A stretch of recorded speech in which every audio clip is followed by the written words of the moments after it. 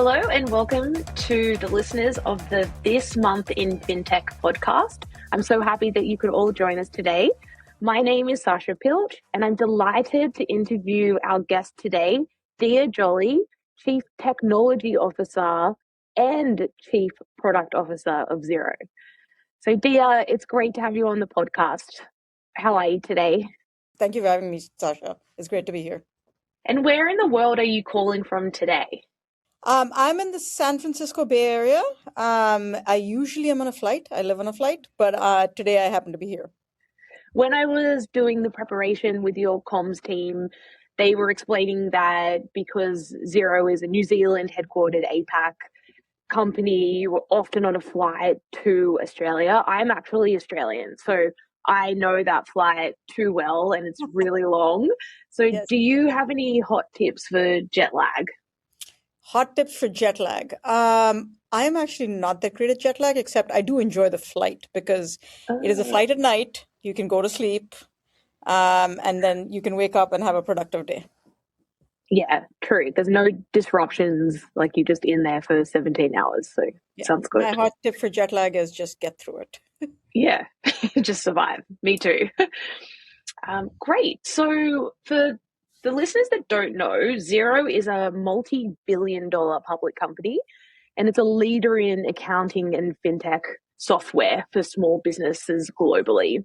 I was actually the 13th employee of Ramp back in 2020, and back then we only had two accounting integrations. We had Xero and we had QuickBooks.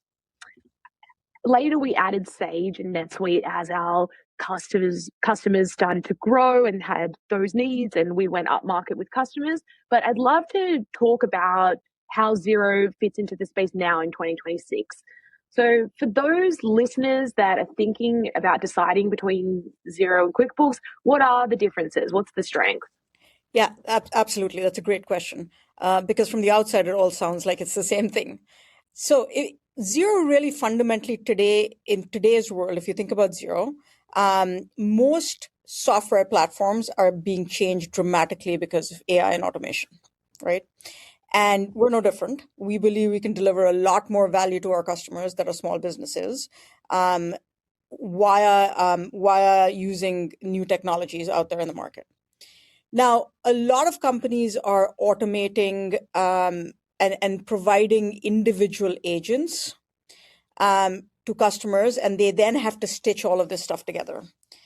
We, on the other hand, believe that you as a customer don't have the time to do this, right? Like you need someone. The reason you come buy software is so that someone can actually stitch everything together for you. So we have this concept. We have this concept of a financial superagent, which essentially orchestrates all your other agents for you. And we call it JAX. The reason we call it JAX is because we think of it as your personal financial assistant. And with that personal financial assistant, you can talk to it just like you talk to any other employee in your company. And it does all the tasks that you need it to do. And you don't have to go talk to a bookkeeping agent or a payroll agent or a payments agent or a bill pay agent. So we simplify it in that way. So that's one thing. I think the second place we're very different from most other SaaS companies is we believe that most domains like that small businesses and CFOs and accountants and bookkeepers work in require some element of human judgment. A lot of it is automatable, but at the end of the day, human beings are human beings because of their judgment.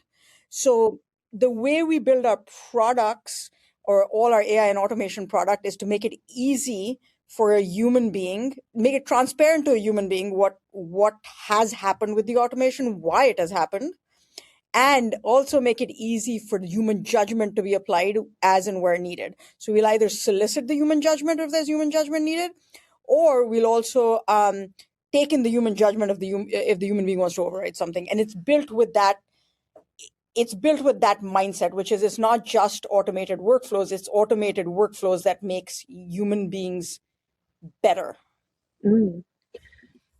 That's an excellent example of how you are utilizing AI to improve the product. And I can see that other players in the market are also trying to, make the use of AI as everyone is in 2026. What about your thoughts on newer yet smaller entrants to the market? Rillet, for example, founded by Nicholas Kopp, who a lot of our audience knows because he was the CEO of N26 when that launched in the US. Campfire is another one that comes to mind. Anything you'd have to say about how you differentiate there? Yeah. So look, I think we're always watching others in the space, and we're always learning from other people. What we have that is differentiated is a couple of things. We have 4.5 million subscribers using the platform.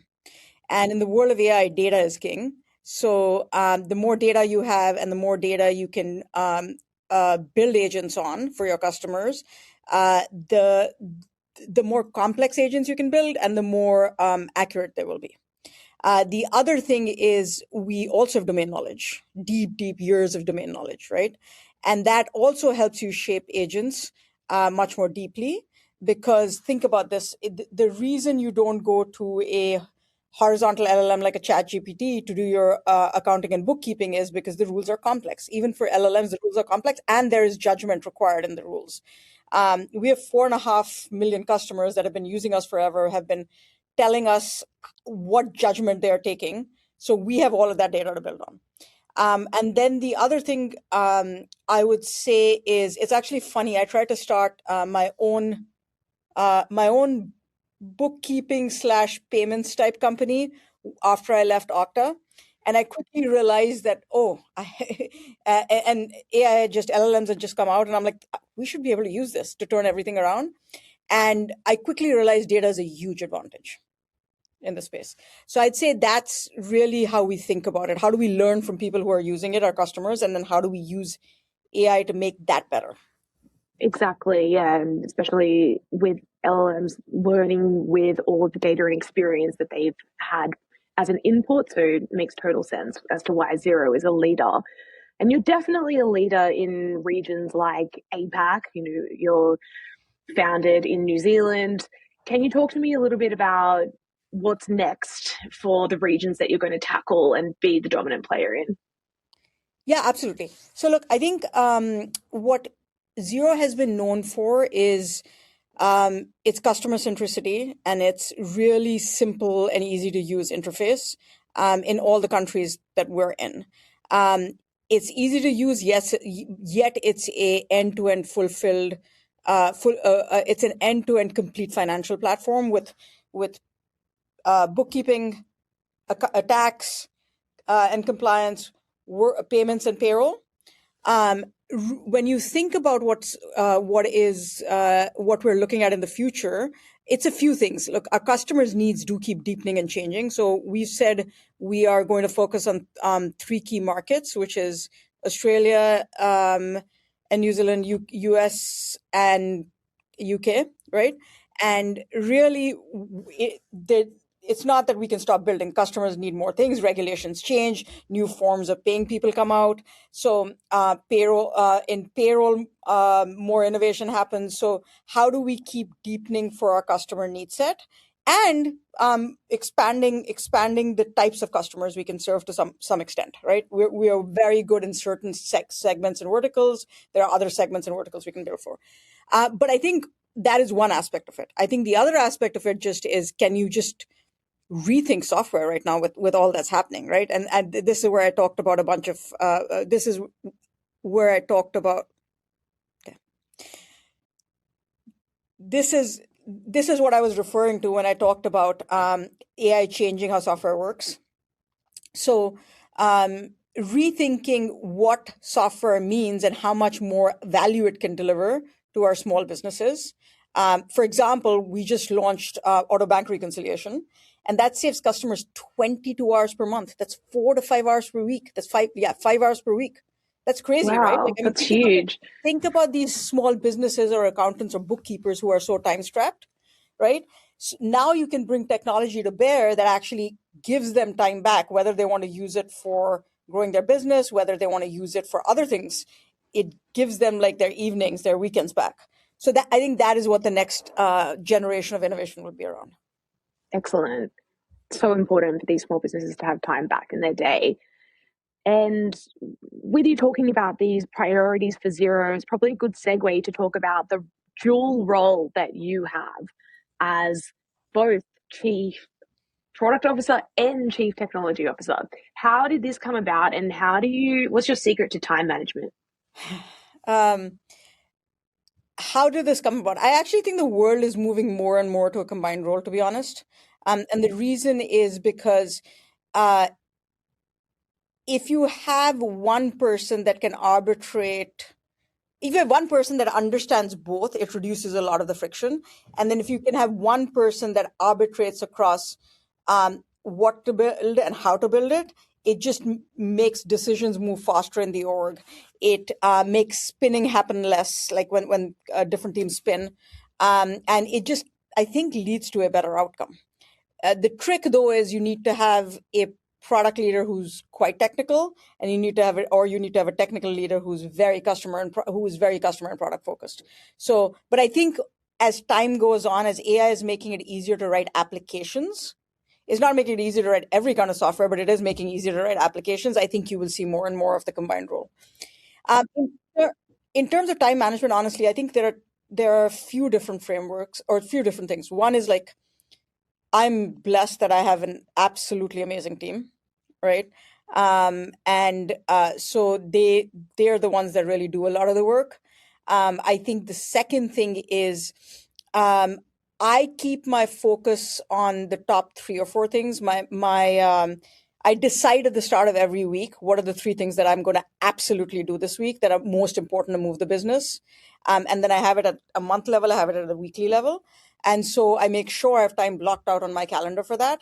And then the other thing is not spending too much time making a decision that is reversible. Sometimes it is better if a decision is reversible, if it's a two-way decision, then moving faster is better than continuing to debate it and spend time.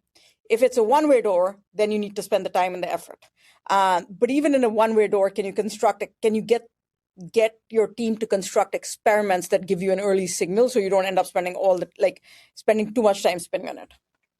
I totally agree. And the fact that you have this dual role of CTO and CPO does make so much sense, especially as the organization grows. There's no these 2 silos of 2 leaders working on their own top 3 things, which might be different things. So it makes total sense that you're the leader across both of those orgs. So like, I love to hear it. And it's probably a good segue to talk about how you got to this point. So your earlier career.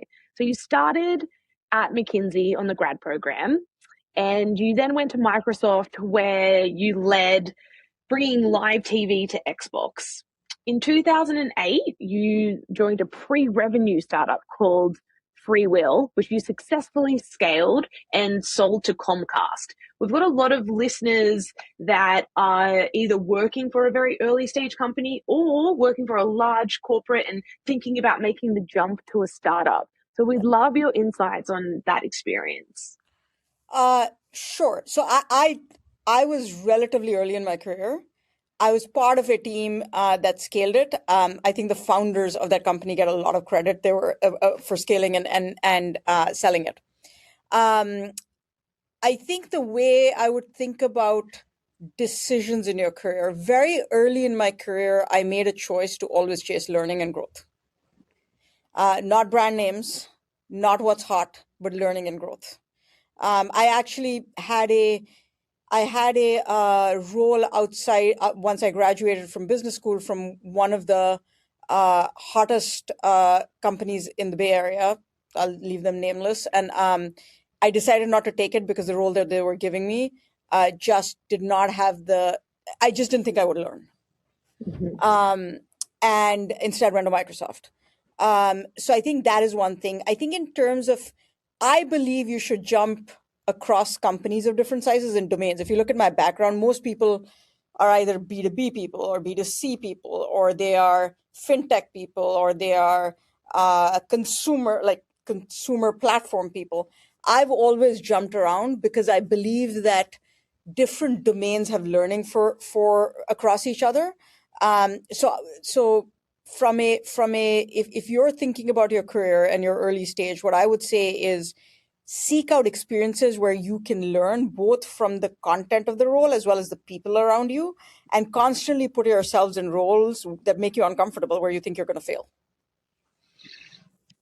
I think that's excellent advice. It's scary advice, but I'm a big believer in doing the thing that scares you most, because that's always going to be the right decision if it's a calculated risk. Yes, Um, absolutely. in 2019, you made a move to Okta. Mhm. So, and it was also the rise to your first C-suite position. So I, as Chief Product Officer of Okta, during your tenure of Okta, the company grew from 400 million to 1.8 billion over 4 consecutive years of achieving Rule of 40 by launching innovative, industry-leading new products like FastPass, Next-Gen Identity. What a success story. So I first used Okta myself in 2019 when Quovo had just been acquired by Plaid, and the New York City employees were flown over to San Francisco for induction, and we were exposed to how the San Francisco office did everything. And I remember being blown away about how seamless the product was. So can you share a little bit about anything that was pivotal in enabling your team to build such a futuristic experience? That's a great question. I think first of all, the it's actually an interesting story. When I started at Okta, there was a lot of talk about passwordless, which is essentially FastPass. But the industry was like, will it happen? Will it not happen? Will it happen? Will it not happen? Right? And Okta itself was like, I have this whole laundry list of things that customers want. Like my team was like, I have this whole laundry list of things that customers want from us. We know this is a sure bet.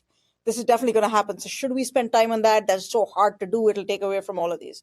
So I think really the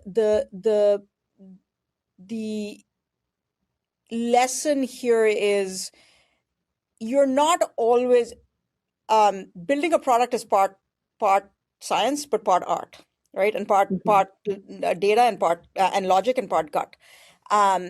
So really what the team and I went with there was gut, right? Which is if you cannot enter passwords, it reduces the friction to sign in. It makes signing in a great experience. It makes actually makes security go up. So we made a bet that the world will definitely go in that direction, right? In terms of making it so you have to have some conviction to make bets, because otherwise you will only increase your product incrementally. And now, will all bets win? Not always. And that's where you need to be careful about spending enough resources on things that will win and spending enough on new innovative bets. In terms of building the future a frictionless experience, I think some of the lessons there are to get a team to understand the customer pain points, they must live the day-to-day of a customer.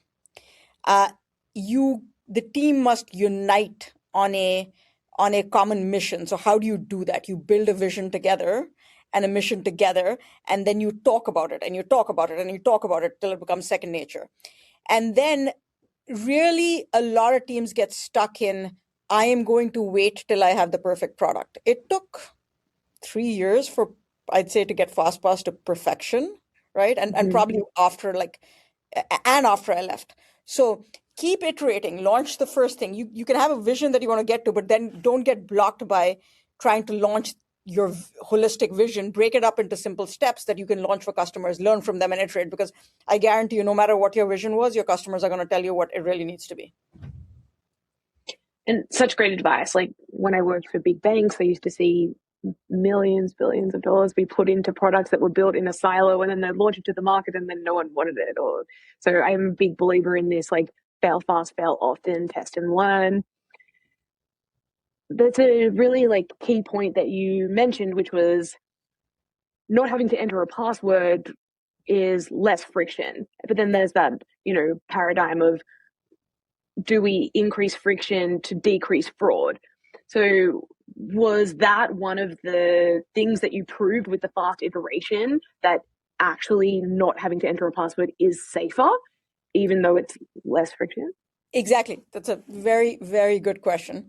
Are you sure you weren't in the security industry at some point?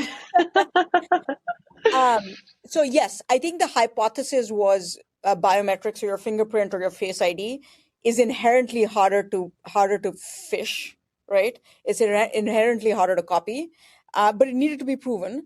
And so the hypothesis was it's frictionless and it has higher security. And so as you rolled it out, there are a lot of companies that would be like, well, we're not sure, we still want a password. A passphrase is more secure. Um, but then they would do rollouts and tests because it was designed in a way where you did not have to roll it out to everybody. You could do a test on a small cohort of people. Mm.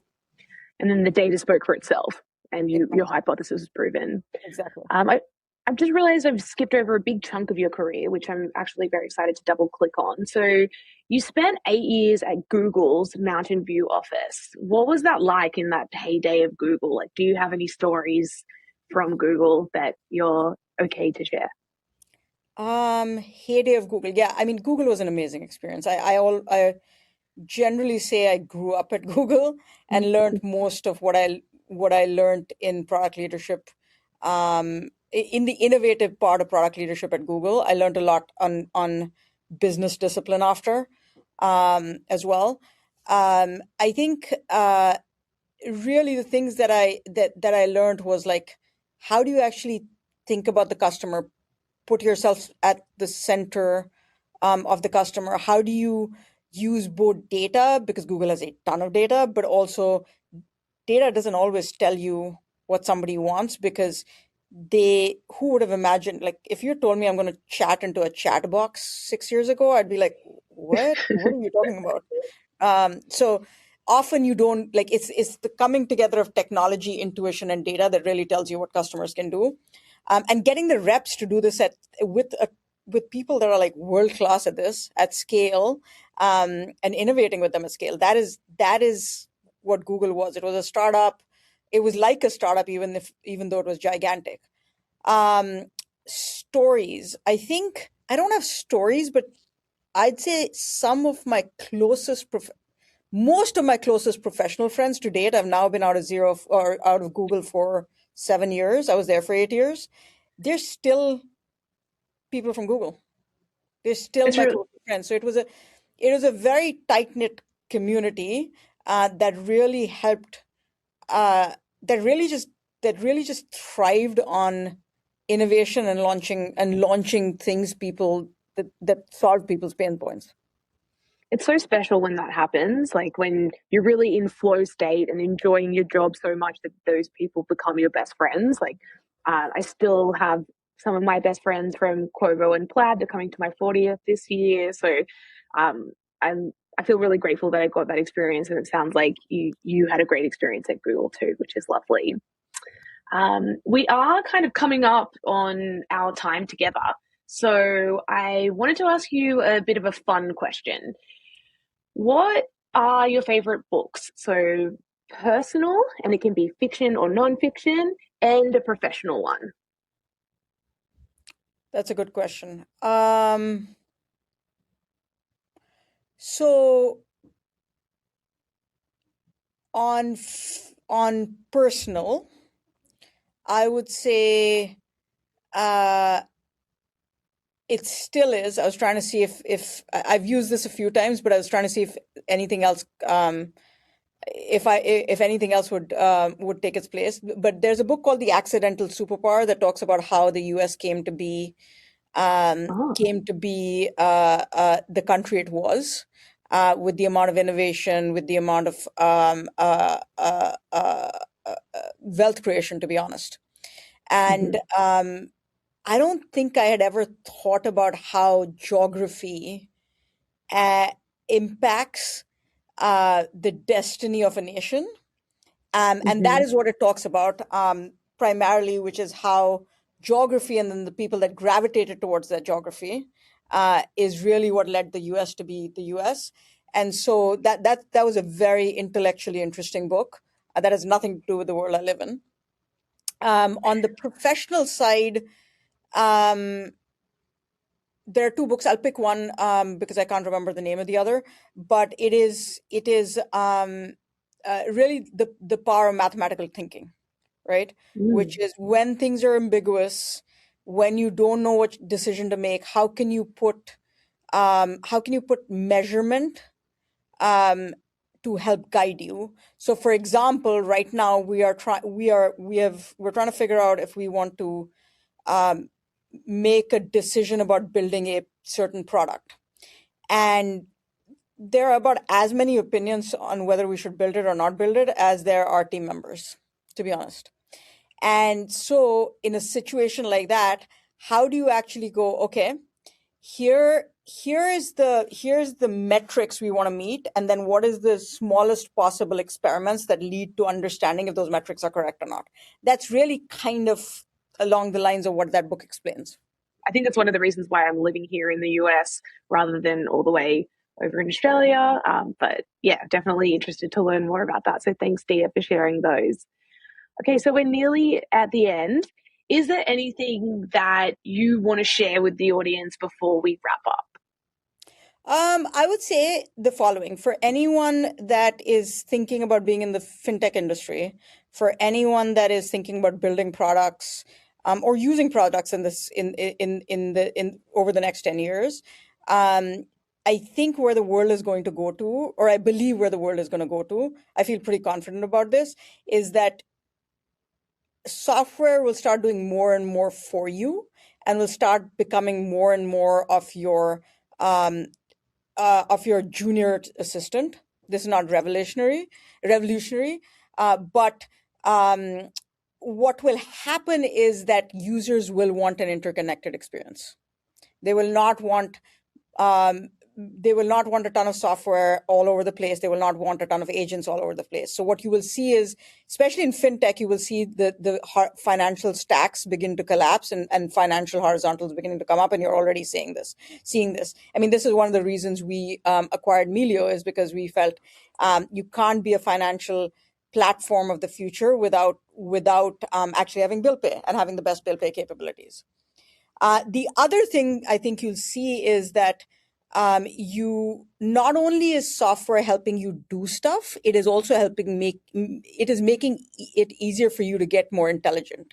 And what I mean by that is it'll proactively start surfacing things like, hey, your cash flow is low, you should do X, or have you thought about this business opportunity, etc.